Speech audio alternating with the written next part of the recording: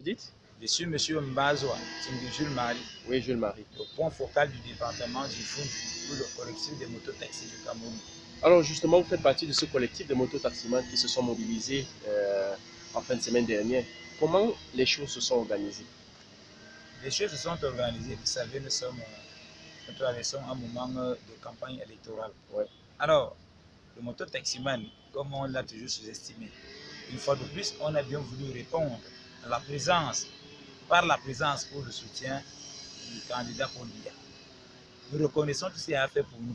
Alors, il était question pour nous ce jour-là de profiter encore, de lui adresser un message. Vous avez suivi le discours qui a été lu par moi qui vous parle, responsable du Fundi de mototaxi.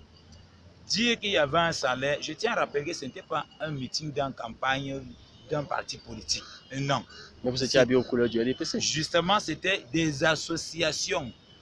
J'ai fait allusion aux sauveteurs, j'ai fait allusion aux étudiants, j'ai fait allusion aux mototaximans, j'ai fait allusion au Bayam Salam. C'était des associations.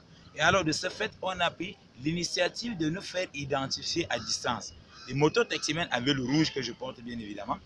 Les Bayam Salam et autres, chacun était identifié selon la couleur dont on a choisi. Alors, parler du salaire, vraiment, pour moi, c'est un peu bizarre.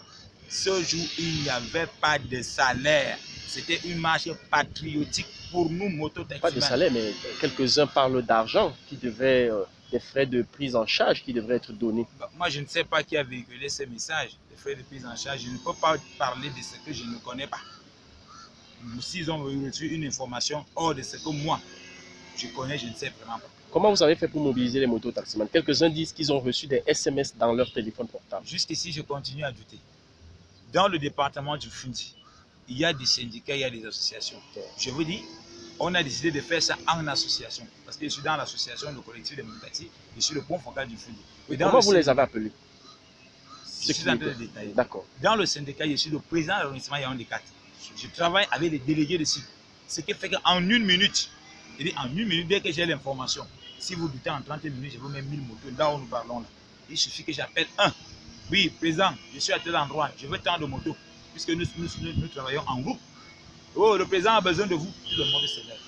En une minute, on peut mobiliser même 50 000 motos. Autant de motos, pour nous ça va vite. Nous sommes solides, nous sommes solidaires, nous sommes solides. C'est comme ça que en une minute, c'est comme ça que le message est parti. Nous sommes retrouvés. Alors, quant à la vidéo, vous avez suivi quelques-uns dire qu'ils n'ont pas reçu les frais qui leur avaient été promis. Déjà en une minute, je ne saurais vraiment m'attarder dessus pour faire tant de commentaires. J'ai dit, si ces derniers n'étaient pas identifiés par les t-shirts qui embellissaient l'événement, ça ne vaut pas la peine de commenter. Quelqu'un dit qu'il est venu de Bamenda. Yaoundé a combien de personnes pour prendre les gens de Bamenda? Si les gens nous-mêmes de Yaoundé, on n'a pas mangé, faudrait-il encore appeler quelqu'un de Bamenda pour venir mourir de faim? Non, soyons sérieux. Soyons logiques quand nous allons faire des choses. Un truc qu'on a préparé en une journée. Quand tu viens de Bamenda, spontanément, qui t'a payé le transport? Tu es venu comment? Qu'il montre le message qu'on lui a envoyé depuis Bamenda. Qu'on l'identifie si effectivement ces derniers vivent Bamenda. Soyons sérieux quand on va faire des choses. Nous, on a décidé, mototaximan, nous allons voter notre cher candidat. C'est notre papa, Papa Paul Biya. 100%. C'est clair, il n'y a pas de négociation dessus. Ça ne nous décourage pas. Ça ne nous décourage en rien. Mais